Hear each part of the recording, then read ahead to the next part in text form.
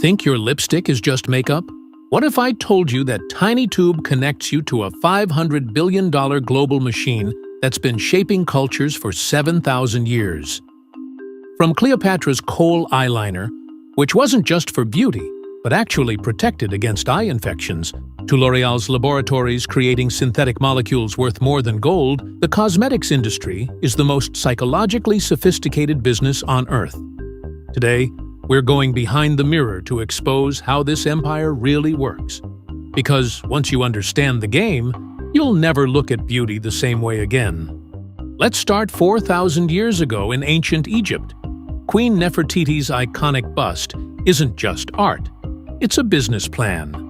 That green malachite around her eyes, it killed bacteria. That kohl liner, UV protection from the desert sun. Ancient Egyptians weren't just making themselves beautiful, they were solving medical problems. Fast forward to Imperial China, where your nail color literally determined your social class. Wrong shade? That could mean death.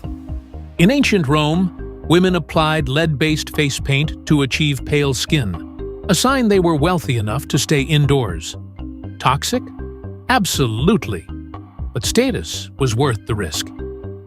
Here's the pattern. Cosmetics have never been about vanity. They've always been about power, identity, and survival. The ancients understood what modern marketers spend billions trying to figure out. Beauty is about belonging. The Industrial Revolution changed everything. Suddenly, what took apothecaries hours to mix by hand could be mass-produced in factories. In 1907, a French chemist named Eugene Schueller created a synthetic hair dye called L'Oreal. That little experiment? It became L'Oreal, now the world's largest cosmetics company worth over $200 billion. The post-World War II era created the modern beauty titans we know today. But here's what most people don't know. It started with a feud. Helena Rubinstein and Elizabeth Arden were bitter rivals who built competing beauty empires. They refused to speak to each other for decades, yet their competition created the luxury beauty market. While they fought over high society clients in exclusive salons, a young woman named Estée Lauder was watching from the sidelines. Lauder couldn't afford their massive advertising budgets, so she invented something revolutionary: the gift with purchase. That free lipstick you get with your purchase? That's Estée Lauder's genius, still working 70 years later. But her masterstroke wasn't a single brand. It was creating multiple brands to compete with herself. Clinique, MAC, Too Faced, all under one umbrella, targeting different customers. This became the playbook. Don't build one brand, build an ecosystem. Today, L'Oreal owns 36 brands. The Estée Lauder Companies controls everything from luxury Tom Ford to drugstore Clinique. These aren't accidents. They're calculated strategies to dominate every price point and demographic. Here's the economics that'll blow your mind. That $30 foundation costs about $3 to manufacture. The remaining $27? That's not greed. That's the cost of making you believe you need it. Walk into any Sephora and you're entering a psychological laboratory. Those testers aren't just samples, they're behavioral triggers. The black and white packaging screams luxury. The bright lighting makes colors pop. Even the store layout forces you past impulse purchases. But the real genius is in the product development cycle. A new lipstick starts 18 to 24 months before you see it, in labs that look more like NASA than a beauty company. Chemists create formulas, but behavioral psychologists design the experience. That satisfying click when you close your compact? Engineered.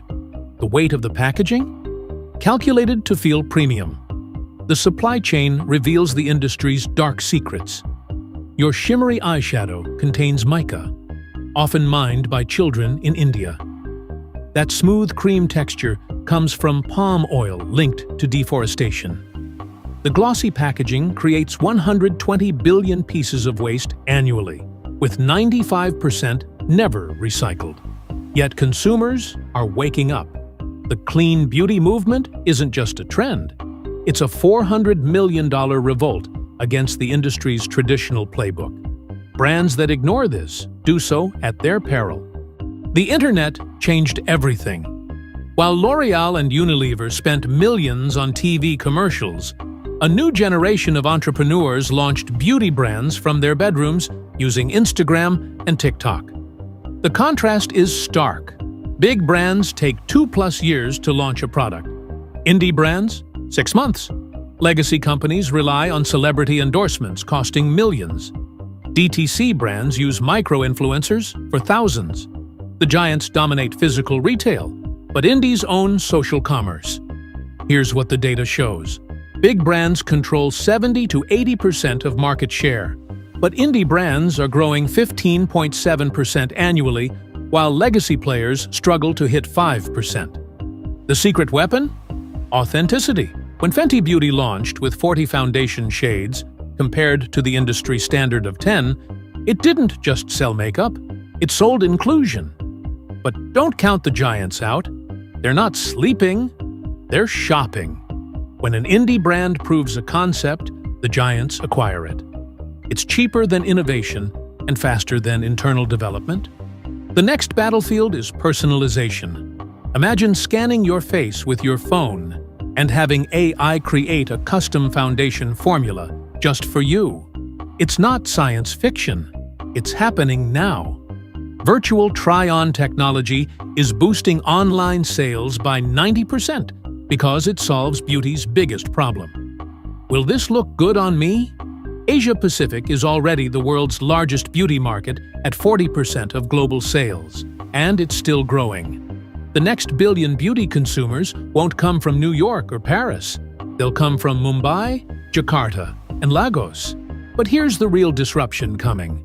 Biotech beauty. Instead of harvesting ingredients from plants or mining minerals, labs are growing identical compounds from bacteria and yeast.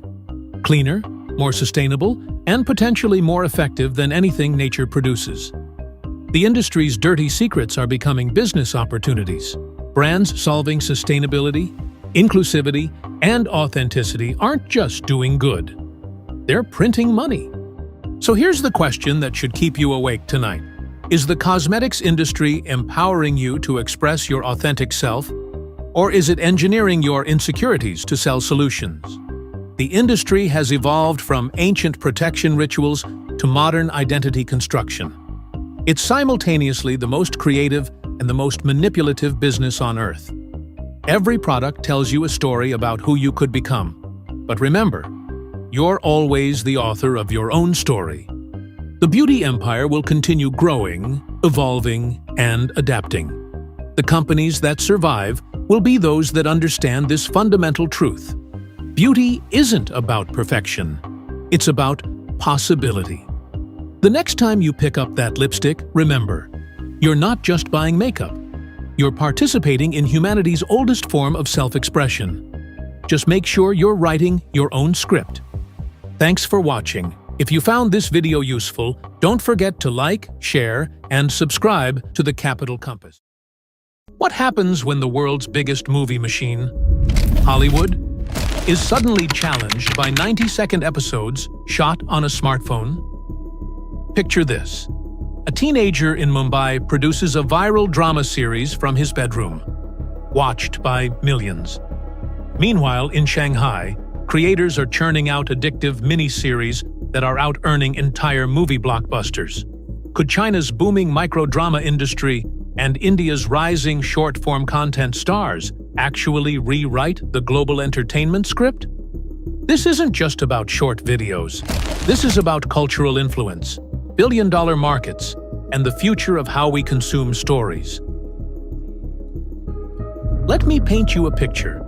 Imagine scrolling your phone, and instead of 2-hour movies, you're hooked by 2-minute cliffhangers. That's microdrama.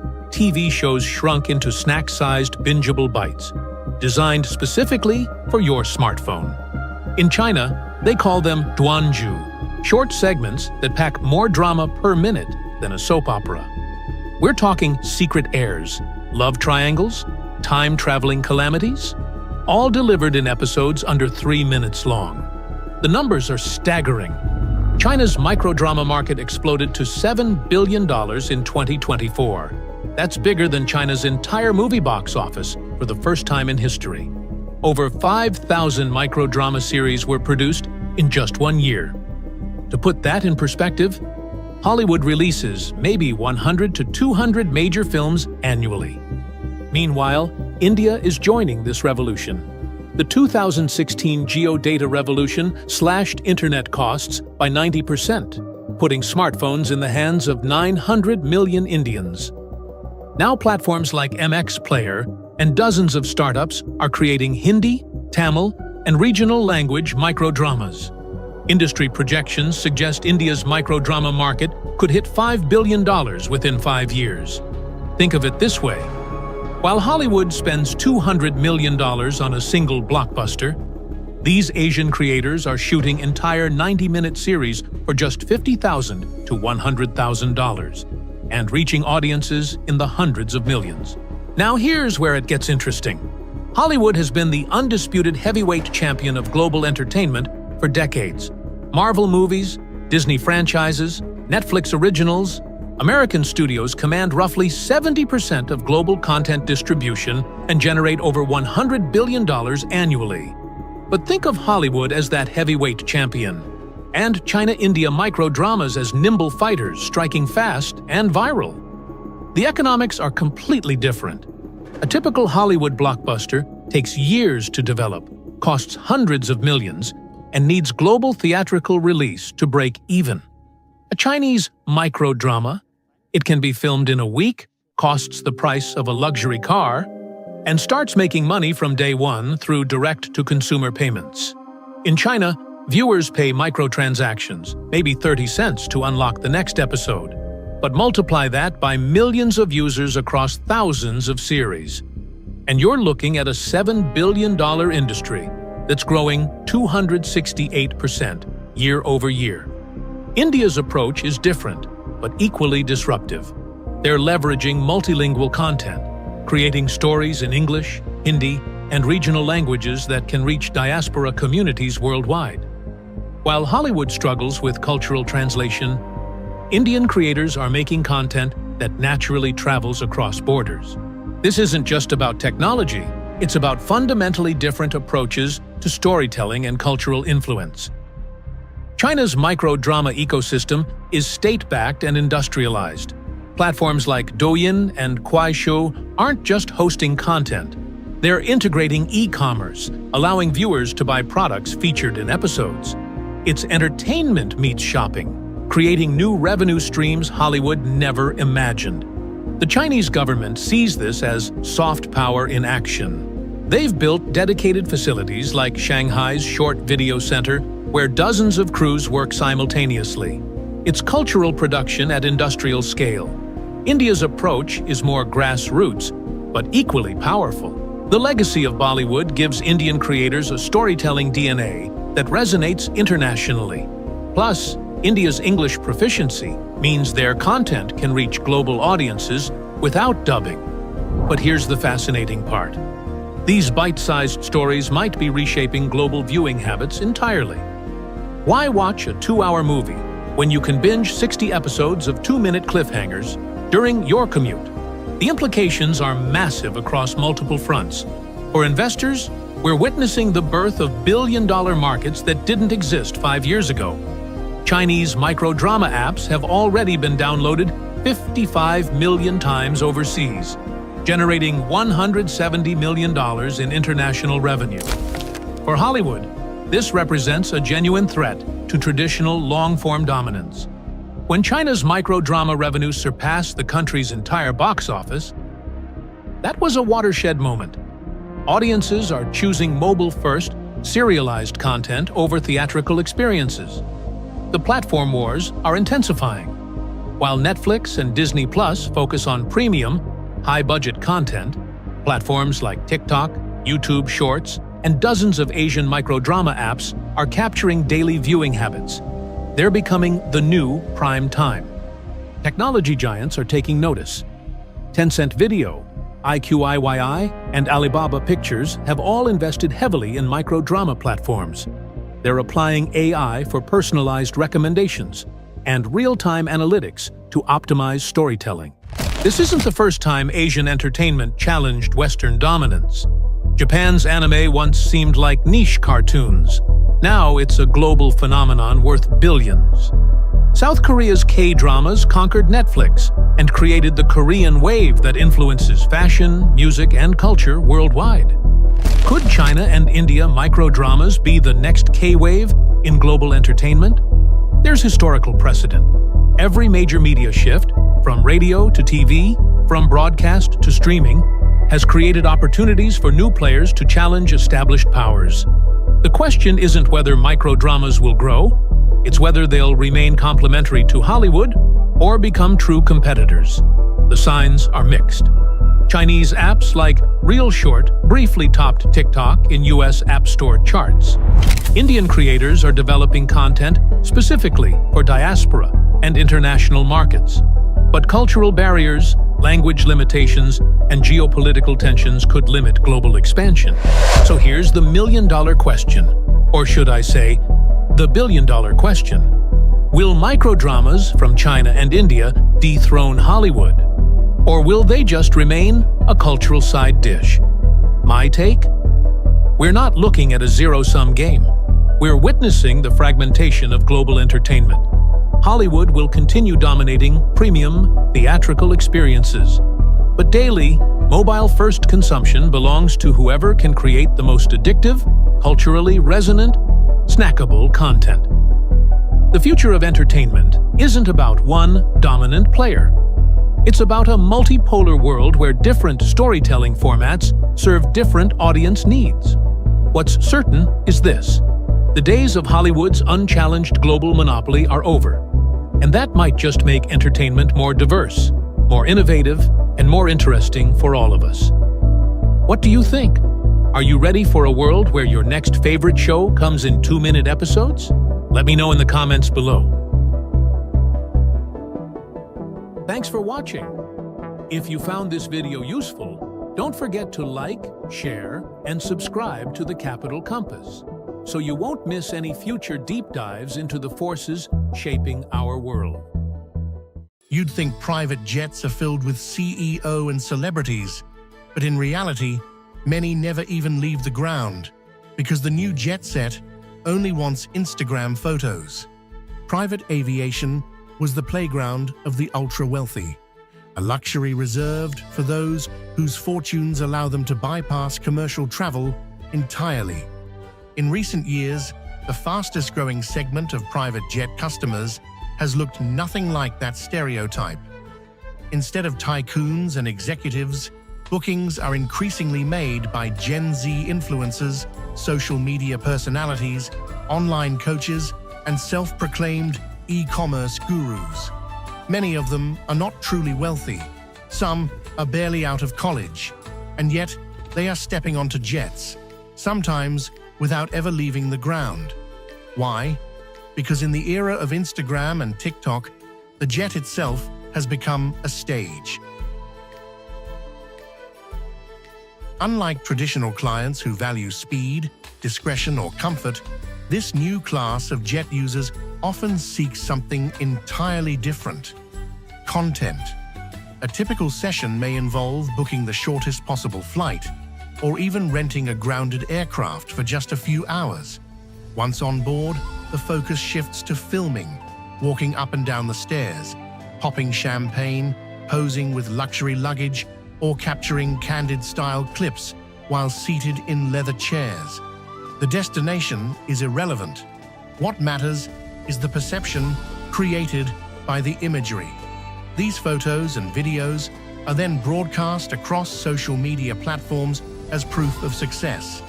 A private jet backdrop signals wealth, status, and power, the very qualities that attract followers, clients, and opportunities. For online coaches, it builds authority. For influencers, it boosts credibility. For aspiring entrepreneurs, it reinforces the brand of someone who has made it. In this context, The jet is not transportation. It is a marketing tool. At first glance, this phenomenon may appear shallow. Why spend thousands of dollars to stage wealth? Why not invest in tangible assets instead of appearances?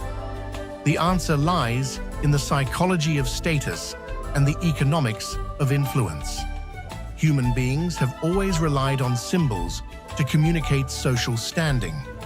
From ceremonial headdresses to luxury cars, visible markers of success have carried power for centuries. In the digital age, the stage has simply shifted. On social media, one powerful image can reach hundreds of thousands of people instantly. The return on investment is not measured in miles traveled, but in likes, shares, and conversions. For many young entrepreneurs, the cost of renting jet time is treated as an investment in branding. A weekend photo shoot might yield enough polished content to fuel months of marketing. Compared to the cost of billboards, advertising campaigns, or event sponsorships, a few $1,000s on a jet experience can seem like a bargain. In this light, private jets are less about aviation and more about advertising. This trend does not exist in isolation. It is part of a much larger phenomenon, the fake rich economy. Consider luxury handbags, where a logo often outweighs craftsmanship, or high-end restaurants, where diners post menu shots before tasting the food. Sneakers that sell out instantly are rarely purchased for comfort. They are cultural tokens, traded for status. The private jet industry is simply a more extreme version of the same logic. People are not buying leather seats and champagne. They are buying proof of status. This is the economy of perception. In it, the appearance of wealth can sometimes be as powerful as wealth itself. Critics often dismiss this behavior as inauthentic. Yet, it is precisely because audiences respond to these signals that the strategy works. On social media, success attracts attention, and attention creates opportunities. A self-styled business coach posing on a jet instantly appears more credible than one recording videos in a small apartment. Followers equate luxury imagery with authority. Clients are more likely to invest in someone who looks established.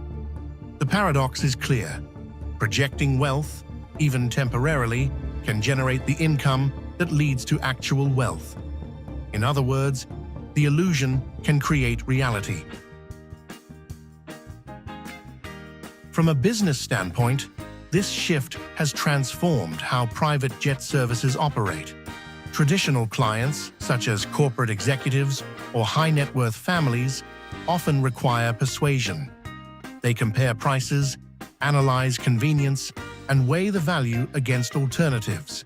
In contrast, image-driven clients already understand the value. They are not buying a seat on an aircraft. They are buying the feeling of success and the content that proves it. For providers, this means the product essentially sells itself. There is little need to pitch benefits when the emotional payoff is already obvious to the customer. The sales process is streamlined because the transaction is rooted not in logic, but in ego. At its core, this market trend is a study in ego economics. Ego is the invisible force driving countless consumer decisions. It explains why luxury cars are purchased in cities where speed limits never exceed 65 miles per hour. It explains why $10,000 watches sell despite smartphones keeping more accurate time. It explains why a 2-hour jet rental becomes more appealing than a vacation. In each case, the tangible utility is secondary to the symbolic power. Products that serve ego, identity, and status hold disproportionate influence over consumer behavior. The private jet industry simply lays this reality bare. To understand the rise of this market, it helps to examine how status operates in the digital world. Historically, wealth was signaled locally, through homes, clothing, or vehicles visible to neighbors. Today, social media extends that audience infinitely. A single post can reach millions. The incentive to display success has never been stronger, because the potential payoff has never been greater. This is why a 23-year-old online entrepreneur may spend $2,500 on a jet rental. For them, the visibility of success is not just vanity, it is leverage. It can generate followers, partnerships, or course sales worth far more than the initial expense. Perception is capital, and private jets are among the highest-yielding assets in that market. There is an irony at play here. The very people mocked as fake rich often benefit the most from the perception they create. An influencer who invests in a jet shoot may be criticized for pretending. Yet, that same imagery can drive enough revenue to justify the investment many times over. In effect, the illusion funds itself. This paradox highlights a fundamental truth of modern markets. In certain industries, perception is not separate from reality. It creates reality.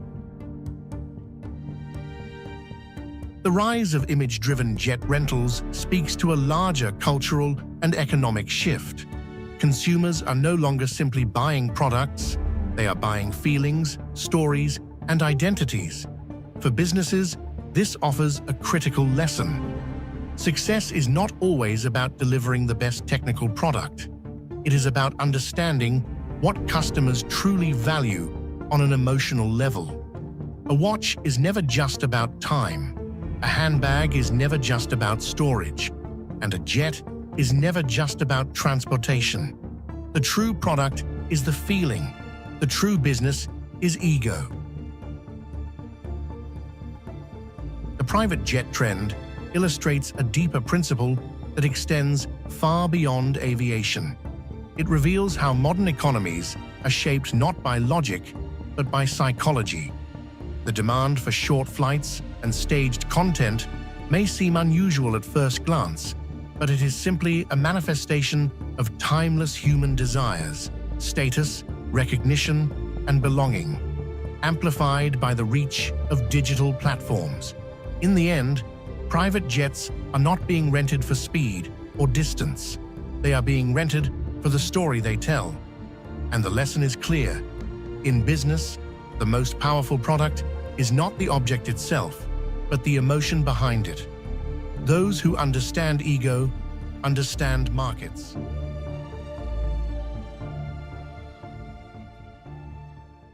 Most people think becoming a millionaire requires a flashy startup, viral growth, or the next big tech breakthrough. In reality, many of the world's quiet millionaires are built on businesses so boring that most people never notice them. These businesses don't chase attention. They chase reliability, repetition, and cash flow. They operate in the background of daily life, solving unglamorous problems that never go away. When you categorize these businesses, a pattern emerges. They fall into a few powerful groups that consistently generate wealth. First are essential services, businesses tied to needs that society cannot function without. Waste management and recycling are perfect examples. Trash must be collected whether the economy is booming or collapsing. These companies often operate under long-term contracts, face regulatory barriers that limit competition, and enjoy strong pricing power once routes are established. Funeral and cremation services belong in this category as well. Death is the ultimate non-cyclical demand. Families rarely shop on price, switching costs are emotional rather than financial, and consolidation has made these businesses quietly attractive to long-term investors. Next are infrastructure and asset-based businesses, where ownership of physical assets creates durable income. Self-storage facilities are a prime example. Customers move in and rarely leave quickly, operating costs remain low, and prices can be adjusted with inflation. Parking lots and garages work similarly. In dense urban areas, land itself becomes the asset, while automation reduces labor and increases margins. Industrial equipment rental also fits here. Renting generators, scaffolding, or specialty machinery to businesses produces predictable income backed by tangible assets that can be financed and depreciated efficiently. Mobile home parks sit at the extreme end of this category. They provide the most affordable form of housing, tenants are highly immobile, and zoning restrictions prevent new supply, creating exceptional long-term cash flow. The third category is maintenance and repair businesses, built around urgency and necessity. HVAC, plumbing, and electrical services thrive because problems can't be postponed. When systems fail, customers pay quickly and rarely negotiate. The same logic applies to landscaping and tree services. Commercial properties, HOAS, and municipalities require constant upkeep, while storms create sudden revenue spikes. These businesses benefit from skilled labor shortages, making established operators increasingly valuable. Then there are recurring contract service businesses, which win through predictability rather than excitement. Commercial cleaning companies, especially those serving medical facilities, data centers, or industrial sites, rely on contracts that renew month after month. Payroll, compliance, and back-office services operate almost like software businesses without the technical risk. Once a company trusts you with taxes, HR compliance, or safety reporting, switching becomes painful. These services quietly lock in recurring revenue and scale through process, not hype. Another overlooked category is simple consumer services with cash flow consistency. Laundromats fall squarely into this group. Clean clothes are non-optional, labor requirements are low, and modern payment systems eliminate many traditional headaches. Adding wash and fold services or commercial accounts transforms a humble laundromat into a steady cash generator that performs well in both good and bad economies. Finally, there is niche manufacturing, where the lack of glamour is the advantage. Producing unsexy but mission-critical components like gaskets, fasteners, or custom industrial parts creates deep moats. Customers care more about reliability than price. Switching suppliers is risky, and certifications act as barriers to entry. Many owners of these businesses become wealthy simply by becoming indispensable to a small set of customers. Across all these categories, the same principles repeat. These businesses rely on recurring demand, not trends. They benefit from regulation, friction, or inconvenience that keeps competitors away. They have pricing power, low customer churn, and clear paths to operational improvement. Most importantly, they scale quietly, often attracting private equity buyers later at attractive multiples. Exciting businesses chase attention and headlines. Boring businesses accumulate assets, contracts, and cash flow. That is how ordinary-looking companies create extraordinary wealth, one unglamorous problem at a time.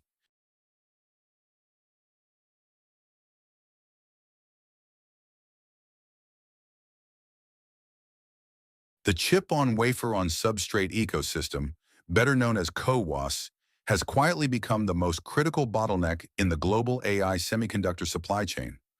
What was once a niche advanced packaging technology has evolved into the gatekeeper of modern artificial intelligence. In 2025, the global advanced packaging market, where CoWoS serves as the flagship solution for AI accelerators, was valued between roughly $40 and $56 billion. Over the next decade, that figure is expected to more than double, reaching between $89 and $133 billion by the early to mid-2030s. Yet within this broader growth story, CoWoS stands apart. It commands the highest margins, supports the most powerful AI chips, and remains the most constrained segment of the entire semiconductor industry. This scarcity has triggered an unprecedented expansion effort. TSMC, which controls roughly 80 to 85% of global CoWoS production, nearly doubled its output in just 1 year. Monthly capacity rose from approximately 35 to 40,000 wafers in 2024 to around 75,000 wafers by the end of 2025. Projections suggest further increases toward 95 to 130,000 wafers per month by the end of 2026, with some forecasts pushing even higher in 2027. On paper, this looks like a massive scale-up. In reality, it barely dents the problem. Demand continues to grow faster than capacity can be added. Global CoWoS demand is estimated to rise from about 370,000 wafers in 2024 to roughly 670,000 in 2025, and then approach 1 million wafers in 2026. That represents nearly an eightfold increase in just 2 years. Even as factories expand and equipment moves in, demand immediately absorbs every additional unit of supply. The bottleneck is not shrinking. It is hardening into a structural constraint that may persist well beyond 2026. Most of this expansion is concentrated in Taiwan. TSMC's Tainan AP8 facility began equipment installation in late 2025 and is expected to add up to 50,000 wafers per month. Additional capacity is coming from Chiayi, where new advanced packaging lines will enter mass production in 2026. These facilities are not limited to CoWoS alone. They also support related technologies such as system on integrated chips, photonic packaging, and fan-out panel-level packaging, reflecting TSMC's strategy to diversify while maintaining control over the most advanced solutions. Despite these expansions, access to CoWoS capacity remains tightly controlled. NVIDIA dominates the ecosystem, consuming between 55 and 63% of TSMC's total CoWoS output. Broadcom follows at a distant second, serving hyperscalers like Google, Meta, and OpenAI with custom ASICs. AMD takes a smaller but still significant share for its MI series accelerators, while the remaining capacity is split among companies like Amazon, Marvell, and MediaTek. By 2026, more than 85% of all available CoWoS capacity is already locked up by top-tier customers, leaving less than 15% for everyone else. This has transformed supply scarcity into a powerful barrier to entry, effectively determining who can compete at the highest levels of AI hardware. CoWoS itself is not a single technology, but a family of variants. The most advanced version uses a full silicon interposer to achieve extremely dense connections between compute dies and high-bandwidth memory. This approach delivers unmatched performance, but comes at high cost. Newer variants reduce interposer size or replace parts of it with redistribution layers to improve efficiency. One of these, CoWoS-L, has become central to NVIDIA's latest GPU generations, enabling massive memory bandwidth while managing power density. Over time, this variant has taken up nearly half of all CoWoS capacity, with NVIDIA securing most of it. Cost-optimized versions exist as well, but they cannot meet the extreme demands of leading-edge AI accelerators. Looking ahead, TSMC is preparing a more radical shift. The next platform, known as Chip-on-Panel-on-Substrate, or CoPoS, abandons circular silicon interposers in favor of large rectangular glass or sapphire panels. These panels offer dramatically more usable area, enabling much larger packages and lowering cost per die. They also improve thermal performance, one of the biggest challenges facing ultra-dense AI chips. Pilot production is expected to begin around 2026, with optimization in 2027 and mass production targeted for 2028 or 2029.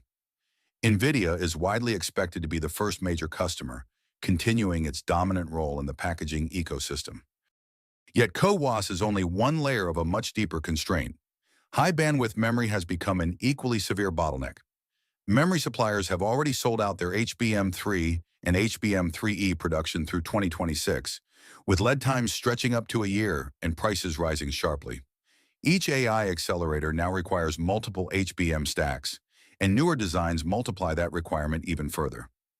Advanced logic nodes present another choke point. Demand for 3-nanometer and 2-nanometer wafers far exceeds supply, meaning that even if packaging capacity were available, there often aren't enough compute dies to fill it. Substrates and silicon interposers add yet another layer of scarcity, with long lead times and fragile yields limiting throughput. As pressure mounts, alternatives are gaining attention. Intel's EMIB technology replaces large interposers with small embedded bridges, reducing cost and complexity while maintaining high performance. Intel has demonstrated that some designs originally planned for CoWoS can be migrated to its packaging stack with minimal changes. At the same time, major outsourced packaging firms are scaling up CoWoS-like capacity, though they remain behind TSMC in precision and yield. These alternatives cannot fully replace CoWoS, but they provide limited relief and reduced dependence on a single supplier. The strategic consequences are profound. Hyperscalers unable to secure enough NVIDIA GPUs have accelerated the development of their own AI chips, but those designs face the same CoWoS and HBM constraints. As a result, access increasingly depends on financial power rather than technical merit. Large players prepay billions to secure future capacity, while smaller companies are effectively excluded from direct participation. This scarcity has also reinforced pricing power across the industry. GPU vendors maintain extraordinary margins because supply never catches up with demand, and upstream suppliers extract higher prices for critical components. All of this is compounded by geopolitical risk. Roughly 80% of global CoWoS capacity is located in Taiwan. Any disruption, even a limited blockade, would immediately cripple the world's AI infrastructure. Efforts to diversify production through facilities in the United States, Japan, and Europe are underway. But advanced packaging outside Taiwan faces higher costs, weaker ecosystems, and long learning curves. Meaningful relief from geographic concentration is still several years away. Taken together, the evidence points to a clear conclusion. The CoWoS ecosystem is not merely a manufacturing challenge. It is a structural constraint shaping the entire AI economy. Capacity additions are real, but demand grows even faster. Market power is concentrated, access is rationed, and future technologies promise relief while risking new bottlenecks of their own. Until next-generation platforms mature and global capacity meaningfully exceeds demand, CoWoS will remain the silent force determining who can build, scale, and control artificial intelligence in the years ahead.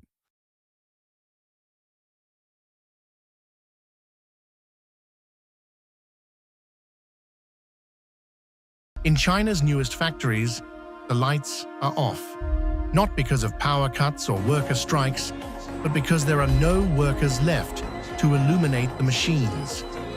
Welcome to the age of dark factories, facilities where robots, AI systems, and sensor networks perform every step of production without human intervention. They don't need light, lunch breaks, or labor unions, and Beijing wants thousands of them. It's easy to frame this as the next logical leap in efficiency. Machines working 24/7, zero human error, massive savings on energy. But behind the glossy numbers lies a deeper, darker story. China isn't just experimenting, it's betting the future of its manufacturing supremacy on lights-out production. Fueled by the Made in China 2025 strategy, Beijing has poured billions into robotics and automation. In 2022 alone, Chinese factories installed over half of the world's new industrial robots. Foxconn's Kunshan plant replaced 60,000 workers with machines. Xiaomi's facility spits out a smartphone every 3 seconds, without a single human on the floor. This isn't Silicon Valley's cautious pilot project. It's state-led industrial transformation at an authoritarian scale. Where Germany talks about Industry 4.0, China is already living in version 5.0. The numbers is hard to resist. In Shenzhen, Foxconn's lights-off plant boasts efficiency gains of nearly 30%. Smart IoT systems shave off $1.6 million in energy costs every year. AI-powered inspections catch flaws at scales no human eye could ever detect, pushing defect rates down to the microscopic. On paper, it looks like perfection.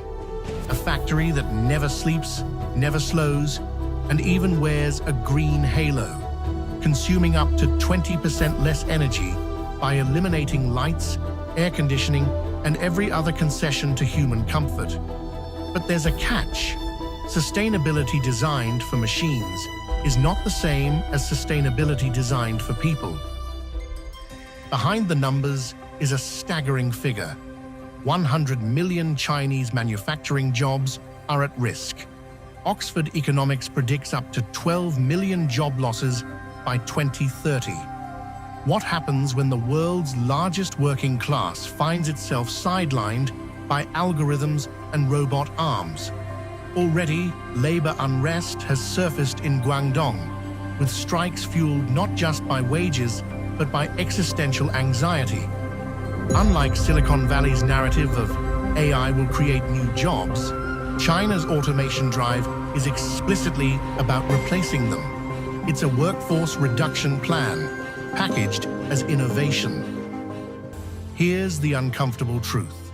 Once China perfects dark factories, the rest of the world has no choice but to follow, or collapse under the weight of Chinese cost advantages. Germany's vaunted precision engineering, outdated if a factory in Shenzhen can produce with higher accuracy at half the cost. America's push for reshoring manufacturing, futile if domestic plants can't match China's robotic scale. This isn't just an industrial race, it's a geopolitical reshaping of who controls the means of production in the 21st century. The dark factory embodies a paradox. It promises sustainability, efficiency, and global competitiveness, but it also threatens livelihoods, social stability, and even human dignity. A factory with no people is efficient, yes, but also chilling. Are we witnessing the dawn of a new industrial revolution, or the construction of a dystopia where workers become irrelevant in the very economy they built? China is forcing the world to confront this question sooner than anyone expected. And the answer will shape not just supply chains, but societies. Factories once symbolized progress, national strength, and the dignity of labor. In the dark factories of China, we may be watching that symbol die, replaced by humming machines in unlit halls, churning out the future without us.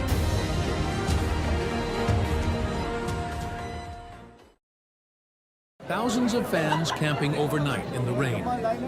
Not for the latest iPhone, not for limited edition sneakers, but for a plush toy with pointed ears and a mischievous grin. That costs $15. This is Labubu, a quirky monster character that exploded from Asian art toy circles to become a global phenomenon worth over $1.8 billion. In 2024 alone, one company's stock price tripled. Celebrities like Lisa from Blackpink and Rihanna are obsessed. Resale prices hit thousands of dollars. But here's the thing. This wasn't random luck. Behind Labubu's meteoric rise lies a masterclass in cultural psychology, viral marketing, and the hidden forces that turn simple objects into symbols of identity. Today, we're cracking the code. What secret strategies and emotional triggers transformed a Hong Kong artist's creation into one of the most beloved collectibles on Earth? And more importantly, is this just a trend, or are we witnessing the birth of a new cultural icon? Let's dive in. Labubu's story begins with Hong Kong artist Ka-Sing Leung, who drew inspiration from Nordic myths during his childhood in the Netherlands. In 2015, he created The Monsters, a whimsical universe populated by elf-like creatures, with pointed ears, serrated teeth, and surprisingly kind hearts. But here's where it gets interesting. When Beijing-based Pop Mart picked up Labubu in 2019, they didn't just create another toy. They engineered a psychological experience. Enter the blind box, sealed packages where you never know which design you'll get. Sounds simple, right? Wrong. This taps into what psychologists call variable ratio reinforcement, the same principle that makes slot machines addictive. The uncertainty creates a dopamine rush. The possibility of scoring a rare secret figure with odds as low as 1 in 144 turns shopping into treasure hunting. And that aesthetic? Labubu walks the perfect line between cute and creepy. In a world of Instagram perfection, this ugly cute design gives people permission to embrace their own quirks. It's not trying to be flawless, and that's exactly why it works. This is emotional branding at its finest. You're not buying a toy, you're buying a companion that represents your authentic self. The turning point came in late 2023, when Lisa from Blackpink casually posted photos with her Labubu collection. Suddenly, this niche art toy was in the hands of one of Asia's biggest pop stars. But Pop Mart didn't stop there. They turned every product drop into a social media event. Unboxing videos flooded TikTok. Fans created Labubu challenges. The hashtag #Labubu exploded across platforms. Here's the genius part. They didn't rely on traditional advertising. Instead, they built a user-generated content ecosystem. Every blind box comes with hashtags printed right on the package, making it frictionless for fans to become free marketers. The psychology here is fascinating. When celebrities like Rihanna, Dua Lipa, and even Tom Brady started showcasing their Labubus, it created something called social proof. If these cultural icons love it, it must be special. But the real magic happened in the comments. Fans weren't just buying toys, they were buying into a community, trading rare figures, sharing customization tips, building identities around their collections. This turned collecting from a solitary hobby into a shared cultural experience. And when people feel like they belong to something bigger, the hype becomes self-sustaining. So why does Labubu resonate so deeply with people across cultures? 3 psychological forces are at play. First, nostalgia. Labubu's rounded, simplified form echoes classic toys from the 80s and 90s. For millennials and Gen Z, it's a bridge back to childhood wonder, but with an adult twist. As one 23-year-old collector put it, "Being an adult is stressful, but opening a blind box brings me back to being happy without overthinking life." Second, identity expression. In Asia's high-pressure societies, Labubu offers what researchers call temporary escape. It's a way to signal playfulness and creativity in a world that often demands conformity. When fans attach Labubu charms to luxury handbags, they're making a statement. I'm successful, but I haven't lost my inner child. Third, community belonging. Studies show that 1/3 of adults engage in some form of collecting. But Labubu collectors don't just collect, they participate in rituals. Midnight website refreshes when new drops go live. Group unboxing sessions. Trading meetups that feel more like cultural gatherings. The brand has even transcended toys. In Thailand, some people treat Labubu like traditional good luck charms. In New York's Chinatown, Pop Mart stores become cultural hubs, where diverse communities bond over shared obsessions. This isn't just consumption, it's cultural participation. Pop Mart has mastered what I call engineered scarcity. They don't just limit supply, they create an entire ecosystem around rarity. Here's how it works. Regular figures are common, but secret variants are ultra rare. When a rare Labubu sells for thousands on the secondary market, it generates headlines. Those headlines attract new collectors. New collectors increase demand. Higher demand justifies premium pricing. It's a self-perpetuating hype cycle. The numbers are staggering. Pop Mart's revenue doubled to $1.8 billion in 2024. International sales jumped 165 to 170% in just the first quarter of 2025. Labubu alone drove a 726% revenue surge. But here's what's really clever. They've made exclusivity accessible. At $15 for a blind box, almost anyone can join the hunt. You don't need to drop $200 on designer sneakers to feel part of something special. The brand has also expanded strategically. Life-size Labubu installations in Bangkok temples, themed outlets near tourist beaches in Bali. They're not just selling toys, they're creating experiences and positioning Labubu as a cultural ambassador. This transforms a simple collectible into a lifestyle brand with multiple revenue streams. What's remarkable about Labubu is how it transcended cultural boundaries. Unlike many Asian exports that stay niche in Western markets, Labubu found universal appeal. Part of this is timing. We're living in an era where Asian pop culture, from K-pop to anime to kawaii fashion, has global influence. Labubu rode this wave perfectly. But there's something deeper happening. The core appeals of Labubu, collectability, cuteness, community, creativity, aren't limited by geography. The joy of collecting is nearly universal. You don't need to speak Mandarin to appreciate a quirky figure, or to feel the thrill of a blind box reveal. The design itself is culturally neutral. Unlike Hello Kitty, distinctly Japanese, or Mickey Mouse, distinctly American, Labubu exists in its own fantasy world. This makes it easy for people everywhere to project their own meanings onto it. Pop Mart has been smart about localization too. Opening flagship stores in cultural hubs like New York's Flushing, home to a large Asian diaspora, builds bridges while attracting mainstream curiosity. The result? Labubu has become what researchers call a cross-cultural ambassador, a symbol that speaks to shared human desires for play, community, and authentic self-expression. Here's the big question. Is Labubu the next Hello Kitty or the next Beanie Baby? History is littered with toy crazes that burned bright and faded fast. Cabbage Patch Kids, Pokemon cards, Funko Pops. What separates lasting cultural icons from temporary fads?